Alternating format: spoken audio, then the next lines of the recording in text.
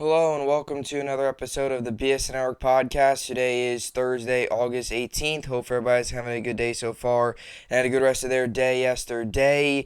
It is in fact Thursday, August 18th, coming off of an exciting night last night in the world of sports, specifically baseball. You had a lot of good baseball games on last night. The Yankees finally get a win. Mets do as well.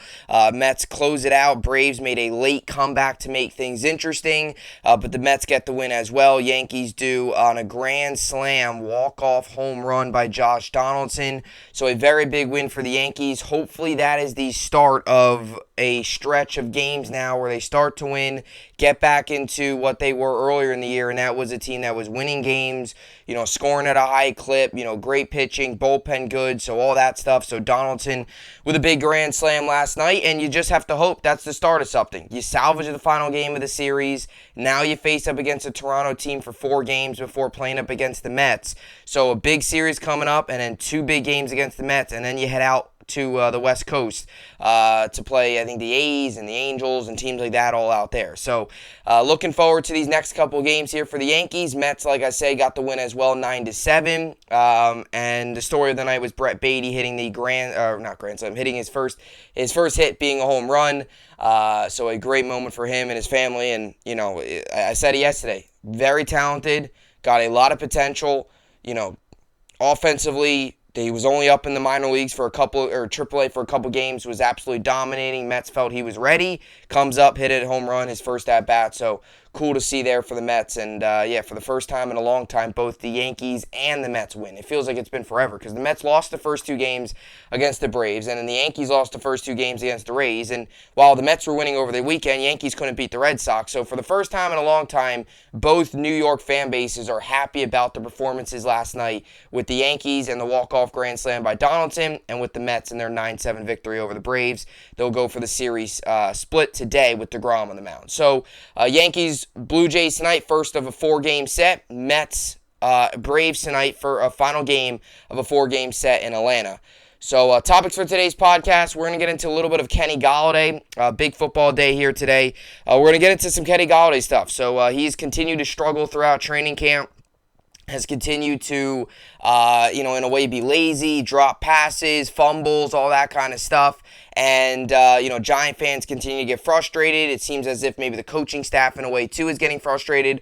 I'm going to talk about it, get into some numbers about what he did last year, and kind of just ever since he's gotten this big payday, he has not been the same player. He looks lazy. Things aren't going good, and why the Giants should rely on some other receivers and another guy that's having a good camp is got to look out for, and a possibility to get more snaps, to get more opportunities than Kenny Golladay, because he's been a real eyesore for this New York Giants offense. So we'll get into that.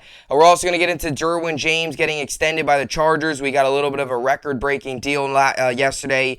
Pro Bowl safety Derwin James from the Chargers has been extended. So we're going to get into that, talk about what he brings to the table. I'm going to tell you why it's a very high-risk move, but there's a high reward. Injury history, a guy that has missed a lot of time, played a lot last year, but missed a lot of time in the past due to injury. It's a high-risk move, but a high reward, and I'll tell you why. And also, this Chargers team is a true threat to make a push in the postseason this year, led by Justin Herbert, and also defensively. So we'll get into that, and like I said, finish things off with the New York sports update. Yankees, Blue Jays tonight, first of a 4-game set. Mets play up against the Braves to wrap up a 4-game set in Atlanta before heading to play the Phillies starting tomorrow. So that will be a 4-game set, doubleheader on Saturday for the Mets. So look to see what they can do out there and see if they can wrap up the series, kind of get the bad taste out of their mouth from getting outscored 18-1 in the first 2 games. Bounce back, win the next 2. You leave Atlanta on a high note. So with all that being said, this is the BSN podcast, and let's get into it. So as training camp rolls on, you're going to continue to see, players, certain guys have good performances, guys that stick out, guys that struggle. When you're talking about the New York Jets, there's guys that are, really sticking out at camp, having really good camps, whether you're talking about like a defensive guy like a Jabari Zuniga, Zonovan Knight, all these guys, Garrett Wilson's putting it together a good camp, all these different, guys, all these different players, with the Giants, you see guys like Wan'Dale Robinson having a nice camp, Kadarius Toney, Colin Johnson's putting together a really, really good camp, a guy that maybe could replace Kadarius Toney if the Giants and if Kadarius Toney can't get going. So you're always going to see these guys that perform well and some guys that struggle a little bit. And I always say this in training camp.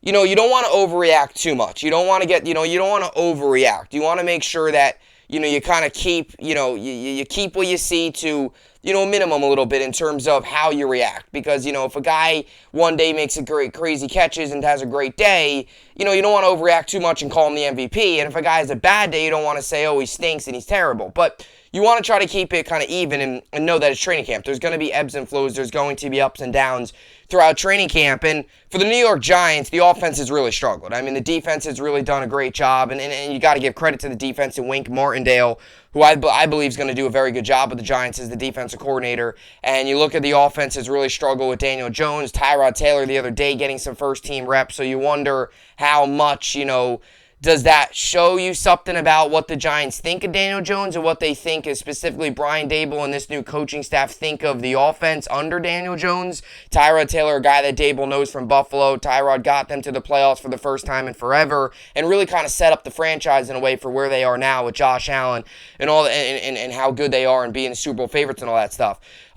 Giants offense has struggled. And you don't want to overreact too much, but there is a guy in the offense where it's not just this training camp. It's not just this offseason. It's not just the one preseason game this year where he had the drop.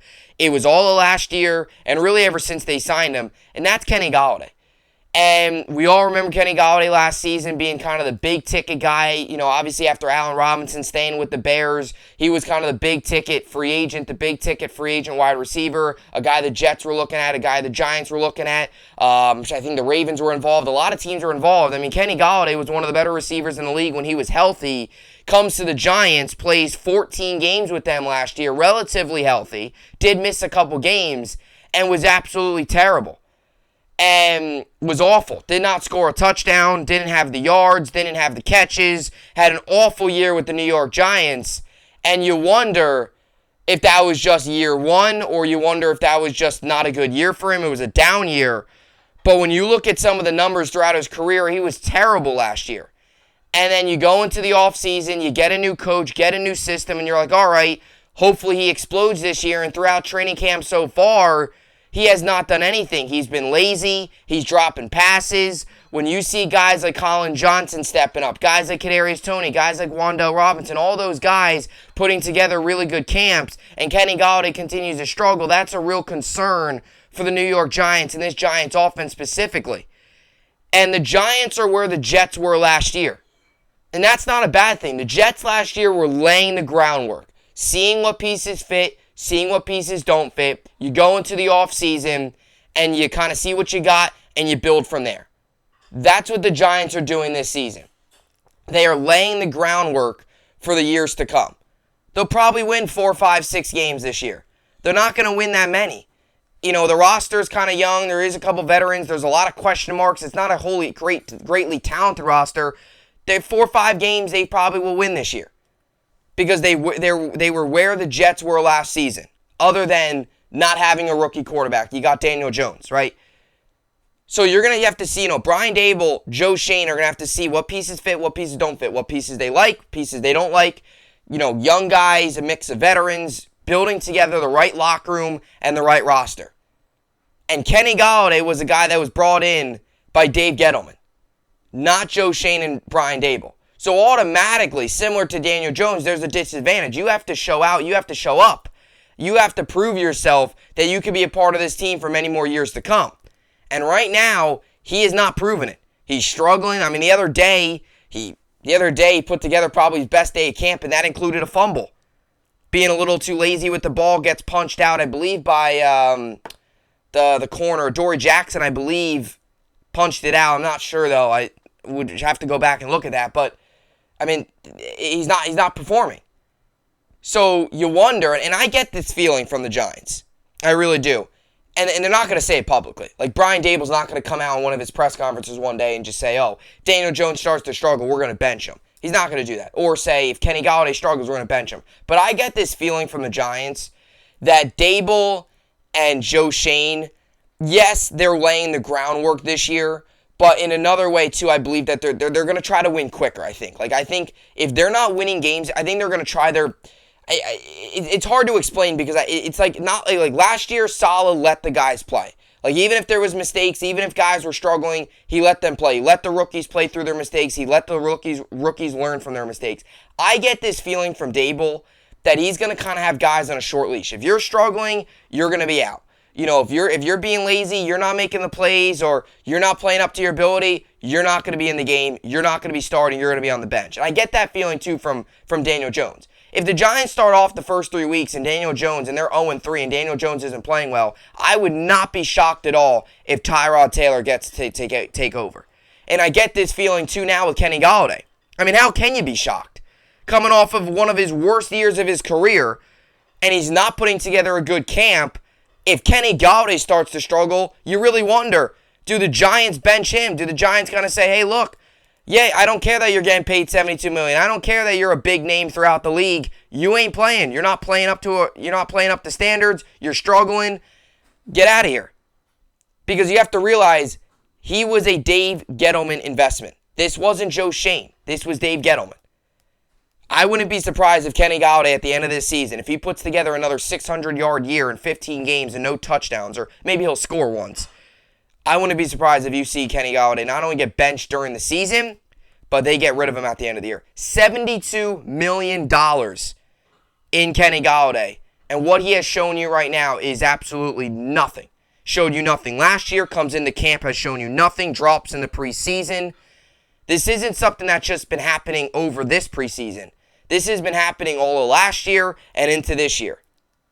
And there's prime examples. Athletes all the time, when they get the... Now, to be fair, when athletes, there are athletes out there, there's a lot of them, that when they get their money, they still play at a high level. But there's a lot of athletes. Kenny Golladay gets his $72 million. He stops caring, stops trying, doesn't care about winning, doesn't care about his performance. At the end of the day, he's going to get paid, and that's all he cares about.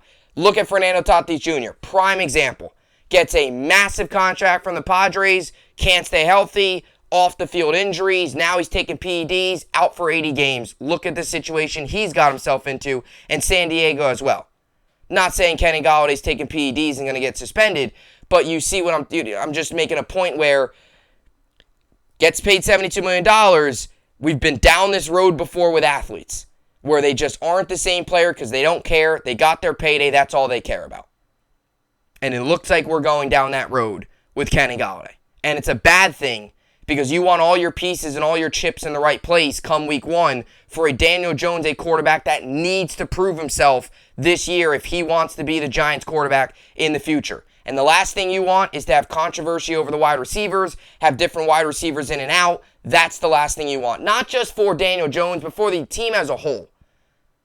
To have a guy that's struggling, getting paid all this money, and have him be kind of the main focus, that's an issue for the Giants, and that's tough for a team.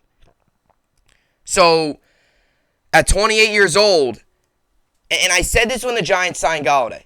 When they signed, we all knew that Golladay had an injury history. But and I'm not saying that Golladay was up there with Devontae Adams, DeAndre Hopkins, Stephon Diggs. He's not an elite receiver.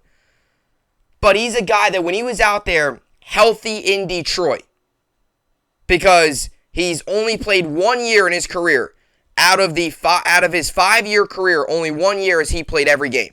In 2017, his rookie year, he played 11 games. 2018, played 15 games. 2019, he played all 16. 2020, played 5, and last year, he played 14. So, throughout his career, his 5 years, he only had 1 year where he played all 16 games. Now, it's obviously 17. But back in 2019, we all remember, 17 weeks, 16 games. Now, it's 18, 17. So, the big thing with Golladay was if he could stay healthy. That was the big issue with him. Health, health, health. If he could stay healthy, he's one of the more reliable and he's just one of the better receivers in football. He was reliable. Look at his numbers in Detroit.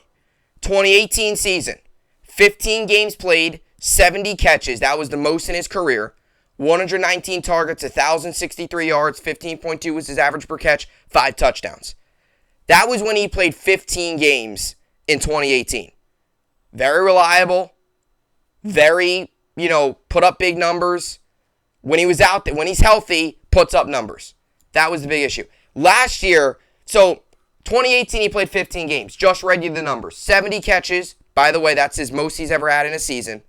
119 targets, 1,063 yards, 15.2 average per catch, 5 touchdowns. Last year, in 14 games, one less game played. This isn't like I'm talking about 5 games played last year and 16 games played in 2018. This is one less game than he had in 2018. 14 games played, 37 catches, 76 targets, 521 yards, 14.1 average per catch, no touchdowns. That's concerning. One more game played in 2018, and he had way more catches, a lot more targets. 500 more yards in just one more game. What that shows me about Kenny Golladay last year is he was lazy, didn't really care, got his $72 million. That's all he's worried about. Because when you see that gap in production, where in 2018 in 15 games, he put up 1,063 yards, and last year in 14 games, one less game than he played in 2018, puts up 521 yards. And this isn't an age thing. He's in the prime of his career. He's 28 years old. Last year was his 5th season. You're getting him in the prime of his career. This isn't something where he's like 36 years old and we're looking at stats from 10 years ago. These are numbers just a couple years ago while he was entering his prime. The drop-off last year in production was just ridiculous. You even look at 2020, he only played 5 games, but he was on pace to do way better than he did last year. So let's look at 2019. 16 games, 65 catches, 116 targets, 1,190 yards. That's the most he's ever had in a season. 18.3 average, 11 touchdowns, most he's ever had in a season. Last year didn't score a single touchdown, 521 yards. Look at the numbers. They are terrible. They are terrible. He only played 2 less games last year than 2019. And look at the difference in numbers. Way less catches, way less targets, way less yards, not scoring touchdowns. This is bad. And you invested $72 million. The concern now on Kenny Golladay is no longer the injury. That's no longer the concern. The concern now is, can he care enough to go out there and put together a good performance? Because obviously right now he doesn't care. And when you see other guys on the roster like Kadarius Toney, Wan'Dale Robinson, Colin Johnson, and all those guys putting together good camps, don't be surprised if Brian Dable turns to them and say, look, you guys are going to get your opportunities. You guys are going to play. Galladay's got to prove himself, because you have to realize, again, back to my point I said earlier, this is a Dave Gettleman investment, not a Joe Schoen investment. These guys every guy on this roster with the Giants have to prove himself. Other than, I'm not saying Evan Neal and Kayvon Thibodeau have to just not have to, it's not like they just be lazy and not play, but other than the guys that they signed in free agency and the draft picks, because those guys were brought in by Joe Schoen and Dable. Those guys, Dable, Schoen truly trust, truly believe in. Not saying that other guys they don't trust or believe in, or Wan'Dale Robinson as well. Not saying those guys, not saying any other guy on the roster they don't believe in, but those are their guys that they've already brought in so far. All the other guys on the roster, Dable didn't bring those guys in. Joe Schoen didn't bring those guys in. Like I said, this is where the Jets were last season. They're trying to undo what Gettleman left them a mess. They're trying to undo it. And one of the messes that Gettleman left them was $72 million in Kenny Golladay, and all that $72 million invested in Kenny Golladay. And I'm not overreacting, because this is something we saw all of last season. And you're seeing it again going into this year. That's concerning. So let me just give you some more numbers about last year. So he had 37 catches. That was tied for 120th in the NFL. Not good for your number one receiver. 521 yards. That was 82nd in the NFL. 14.1 average. That was probably his best stat per catch. 24th. And I have to give credit there to Golladay. He's a guy that can make a big play. He can. But he hasn't made money at many of them. No touchdowns last year. No touchdowns. That was tied for 136th in the NFL. He's in a category with a lot of guys you don't want to be in with. No touchdowns last year. That's bad. He had 2 touchdowns in 5 games in 2020. no touchdowns in 14 games last year. I mean, I always say this in sports. There's an eye test and there's numbers. You could look at the stats and look at a guy and say, wow, this guy's great or this guy's terrible. Watch him play and you could see it completely different. Golladay, the numbers do not lie. When you watch Kenny Golladay and you look at the numbers, they are the exact same thing. A guy who really doesn't care, it seems, anymore, lazy in camp, dropping passes, not getting open, not really targeted much because he's just not getting any separation. And, you know, the health and all that stuff, when you look at the numbers, they don't lie about Kenny Golladay. And this is a guy that is getting paid $72 million. So, you know, it's bad. It's poor. And Golladay did have his best day at camp the other day, which I have to give it to him. But he did still have a fumble. It's bad. It really is. And like I said, I always say this.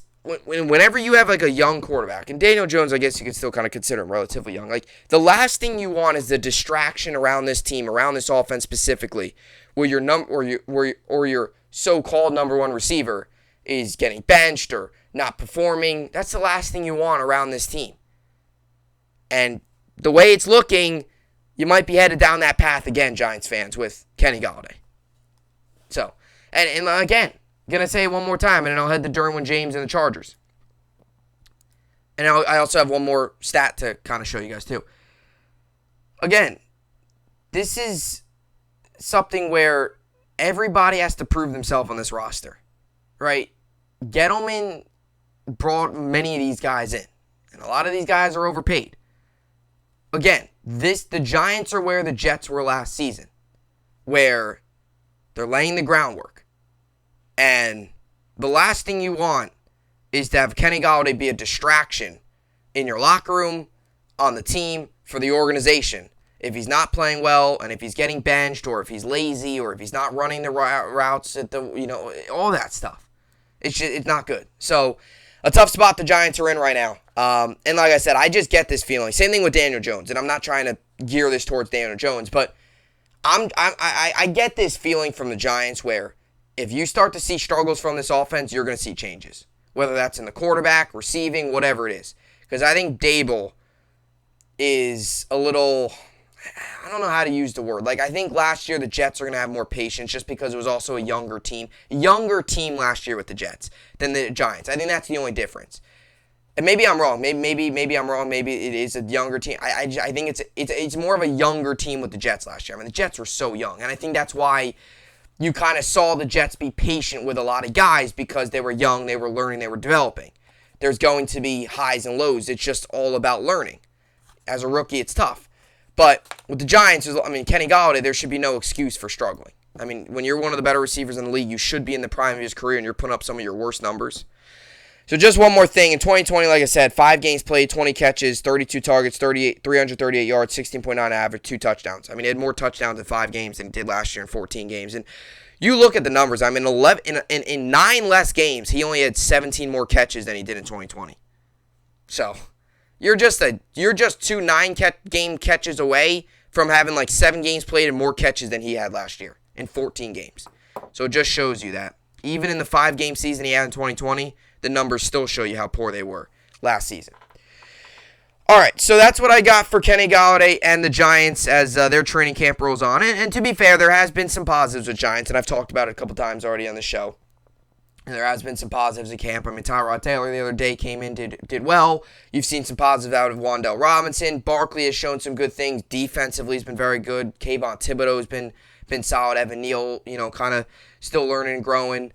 So there's definitely been some positives, but it's just the big thing is when your highest paid receiver is not performing and is $72 million invested in him and he's not doing what he should do and he's lazy and all that stuff. When you hear all these reports from these insiders and the beat reporters and the fans, that's concerning. So, all right. So now let's get to Derwin James extended by the Chargers. as the Chargers make Derwin James, give him a record deal, make him the highest paid safety in the NFL, and it's a record-breaking deal. So we've seen these deals a lot. Whether you're talking about, Minkah Fitzpatrick getting the deal, what was that, last year? Justin Simmons getting a big deal. We continue to see these big deals. So Derwin James, Chargers agree to a 4-year, $76.4 million contract as top paid safety ever in the NFL. And look, this isn't going to last long. This is probably next year you'll get another top-paid safety, whoever that is. It's Budda Baker, Justin Simmons, Minkah Fitzpatrick. Now you add Derwin James to that list. Tyrann Mathieu got a nice paycheck himself as well. So you start to see this. And safeties in the NFL, I feel like recently have really started to get these big contracts. Like you've seen, Simmons and Fitzpatrick and, all these guys, Budda Baker. Now you add Derwin James to this list. All these guys getting big deals. I wouldn't be surprised down the road Jordan Poyer from the Bills gets not a record-breaking deal, but if he gets a big-time contract as well, he's done some really good things for Buffalo, and that's secondary there. So, the chart, and I just got done talking about the extension and the fact that Kenny Golladay got the big $72 million, and now he's not performing. I can't sit here and predict whether that's going to happen with Derwin James or not. What I will say, though, is, and I talk about this often whenever I'm talking about in sports, is where, and this time of year, too, before I even get into what I was going to say, this time of year, too, you kind of see teams, as training camp rolls on, you'll see some extensions. You saw it with, you'll see players, not that Derwin James, I don't believe he was holding out, but you'll see guys hold out,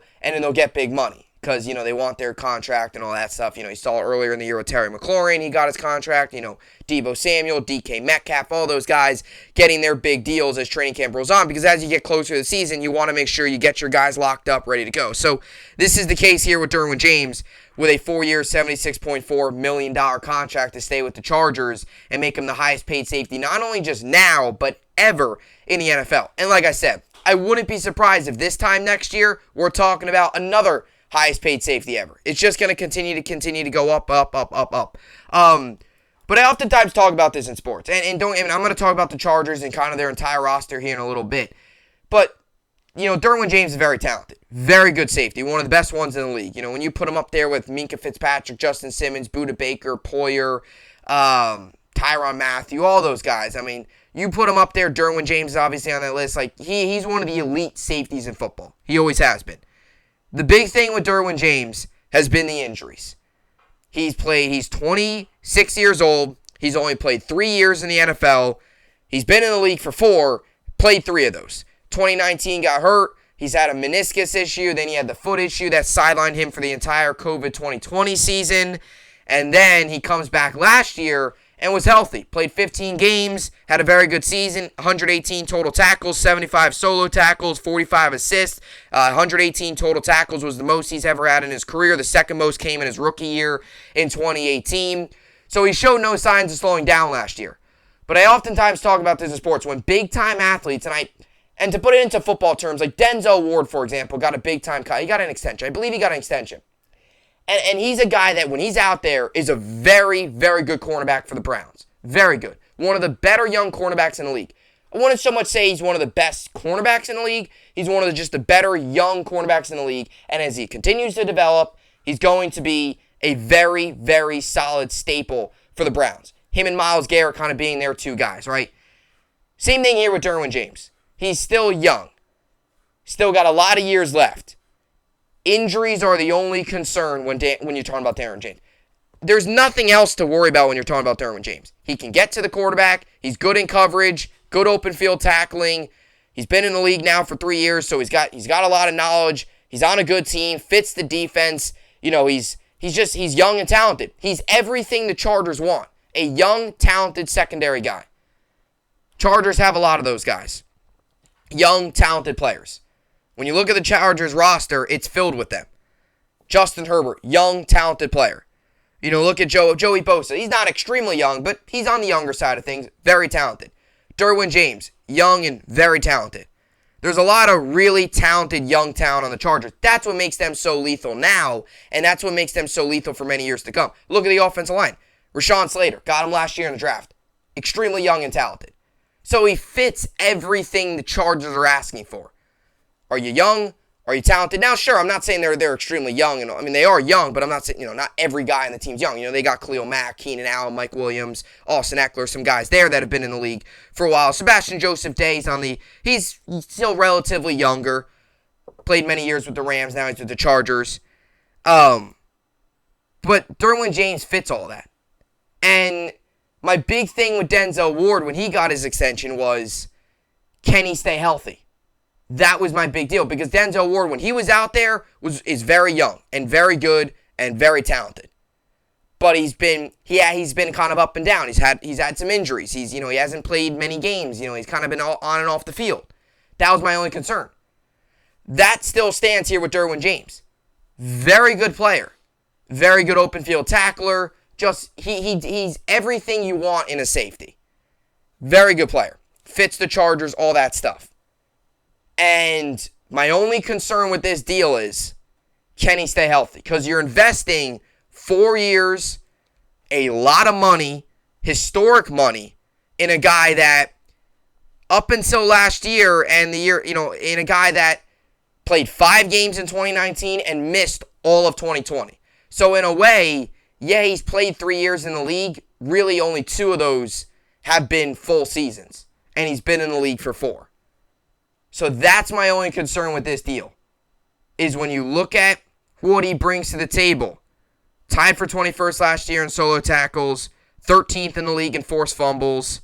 What he brings to the table in terms of just his overall talent, nobody can deny how good he is. That's why he's getting paid this money. My only concern is, it's what I call a lot of times a high risk, high reward. Your high risk is he can't stay on the field. And last year he showed you that he could with 15 games, but you need to see that consistently, right? You want to see that consistently. Your high risk is if he gets hurt and he can't stay healthy and he's playing 11, 12 games for the next 3-4 years, you're investing a lot of money for a guy that can't stay healthy. But your high reward is he stays healthy and he gives you 118 tackles and he gives you 16, 17 games. He's an all-pro, Pro Bowler, and he's with you for the next 4 years, and you give him in the prime of his career. So I like the move for the Chargers. The only thing is the injury. And we see a lot of times teams now, they put a lot of money into guys even with their health being a factor. Because a lot of these guys, when they're out there and when they're healthy, they're just so good. It's just a matter of keeping them healthy. And just a matter of, as long as they can stay healthy, you'll be all right. So he fits everything the Chargers want in a safety. And he's one of the best ones in football. The only thing now is, can he stay healthy for the next couple years and beyond the field? And he showed that last year, and that's good. I don't think that, Chargers were smart. They didn't give him this deal right after he missed the entire 2020 season. They gave him the deal after he bounced back last year, played 15 games, only missed 2, and he showed you that he didn't slow down one bit. He put up very good numbers last year. Had the most tackles in his career with 118 total tackles. Tied for the most solo tackles in his career. Most assists in his career. He had 3 forced fumbles. Prior to that, he did not have any forced fumbles in his career. 2 interceptions as well, second most in his career. So you look at what he brings to the table, very good. And I think that's why it's smart for the Chargers to give him the money now rather than, right after he gets injured or even after the 2019 or whatever that. It was smart by the Chargers to kind of wait this out. And they obviously feel now that this is the right time. But health is still a question just because of the fact that 2019 and 2020 he played 5 games across those 2 years. One in 2020 didn't play at all. So health's the biggest thing. But when I look at this deal, I think it's good for the Chargers. And the Chargers are set up in such a good spot. Because when you look at the Chargers, like I said, they're a good mix of young talent and some veteran talent. I mean, you look at the offense, it's unbelievable. And they're in a very stacked AFC West where you have 4 very good quarterbacks in Russell Wilson, Patrick Mahomes, Derek Carr, and Justin Herbert. And the team that finishes in last place in that division, in any other division, very well would be in a wild card spot or a division leader. I mean, there's a good chance the last place team's like 8 and 9. That's how good the AFC West is going to be. It also makes it that difficult. And I think that's part of the thought process behind the front office and the Chargers organization in terms of giving this money to Derwin James, because when you look at the AFC West, there's a lot, AFC in general, there's a lot of really good quarterbacks. Josh Allen, Patrick Mahomes, Derek Carr, Justin Herbert, Russell Wilson. A lot of really good quarterbacks. And then you have the young guys too. Mac Jones, Zach Wilson, Trevor Lawrence, and you'll see what they all turn into. Obviously, Zach Wilson's going to have to wait a little bit as he'll probably miss week 1. But all those guys, you'll see what they turn into. And if those guys turn into great quarterbacks, which all of his Jet fans hope that Zach Wilson does, they'll be very good for many years. So there's a lot of really good potential and a lot of young quarterbacks. I've always said this, AFC, way more stacked than the NFC. I mean, you look at the NFC, you have Brady, you have Stafford, you have the Rams, Buccaneers, Saints are a question. You look at the NFC and they're all right. The Packers you'll be interested to see what they can do without Devontae Adams. You look at the NFC East and it's just up in the air. It's like, what can the Cowboys do? They're always a question. The Eagles are good, but does Wentz turn into his old form with the Commanders? Giants are a question, but are they good in a couple years? The NFC East is always up in the air. That's why you haven't seen a repeat champion in like 200 years. But and this is why I think it was important too to lock up Derwin James is when you look at the AFC, they're stacked with a lot of really good quarterbacks. And if you want to win the AFC West, if you want to win games in the AFC, not only do you have to have a good quarterback, that's in football in general. Not only do you have to have a good quarterback and offense, but you also have to have a good defense. Because you're going to need to have guys on the defense that are going to be able to stop Patrick Mahomes, be able to stop Derek Carr and Devontae Adams, be able to stop Russell Wilson and what the Broncos are going to be able to do, right? You're going to need guys that are going to be able to step up, put pressure on him. You have that in Joey Bosa. You're going to be able to have Khalil Mack at the linebacker spot, Asante Samuel Jr., Derwin James, J.C. Jackson, all those guys in the secondary bring a lot to the table. Got a little bit of some young mix along with some veterans, right? All those guys. Asante Samuel being a rookie last year had a really promising season. Derwin James is young. This Chargers team, like I said earlier, is so young and so promising. You have J.C. Jackson, who they got from New England. He's still relatively young. I think he's, 26 years old? So you look at this defense from the Chargers. If they could stay healthy, healthy and they're young and they're all getting better at the same time, this is a force to be reckoned with in the AFC. You obviously have the Bills and Patrick Mahomes and all them, but the Chargers are a team that could really make a deep threat. Forgot about the Bengals. You have the Bengals and the Ravens and Joe Burrow. I mean, AFC stacked. So a lot of times you look at the offenses. That's great. But can you put up a good enough defense to stop some of these elite offenses? And what the Chargers are doing now, not only are they doing it this year, but they're putting up a good defense for many years to come with a very young secondary that includes Derwin James, Asante Samuel Jr., J.C. Jackson. And by the way, Asante Samuel Jr. is second-year player. He was a rookie last year. So you can only assume he's going to continue to get better as he moves on in his career. Chargers are a very, very entertaining and they're an exciting team. And obviously led by quarterback Justin Herbert. You look at their offense, Mike Williams, Keenan Allen, Austin Eckler, Gerald Everett, good offensive line with kind of led by Corey Linsley, Rashawn Slater, Zion Johnson, another guy. I mean, they have a very good roster. And how I always feel like I've said this many times already, but it's young. It's a young roster, and it's also got some veteran talent. So, Chargers are going to be a fun team. They're going to be interesting to see how they play out this year, especially now with the extension of Derwin James. You get kind of that big contract off your hands, and now you see what the Chargers can do going into this season. So, AFC West, it's going to be fun to watch because the AFC West is just going to be, it's just going to be fun to see how it unfolds. It really is. It really is just going to be fun to see how it unfolds, because AFC West is very, very stacked. All right, so let's finish things off here today with some baseball and New York Sports Update. And also, there's one football preseason game on tonight. It's the Seahawks-Bears, 8 Eastern on ESPN. Then you'll have a lot of games tomorrow, a couple games tomorrow, a lot of games Saturday. Giants will play Sunday. Jets will play Monday to close out preseason week 2. As for baseball, you got the Cardinals, Rockies, Rangers, A's, White Sox, Astros, Dodgers, Brewers, Orioles, Cubs, Diamondbacks, Giants, Pirates, Red Sox, Rays, Royals, and the Nationals, Padres. Mets, Braves tonight. Mets come into tonight's game 76-42. Braves come into tonight's game 72-47. Mets got Jacob deGrom on the mound. He's 2-0 with a 1.62 ERA. And the Braves have Max Fried on the mound, so a really good pitching matchup today. He's 10-4 with a 2.60 ERA. Over-under set at 7:20 Eastern on SNY. Yankees, Blue Jays tonight. Opening up of a new, fresh 4-game set for the Yankees after salvaging the final game last night with a Josh Donaldson grand slam in the 10th inning. Yankees come into this game 73-45. Blue Jays are 62-54. Blue Jays fresh off of, I believe they won yesterday against the Orioles. And I believe, was it Ross Stripling, I think, that took a no-hitter or a perfect game until like the 7th inning yesterday. So Blue Jays coming off of a good win. So are the Yankees. Blue Jays got Jose Berrios on the mound. He's 8-5 with a 5.61 ERA.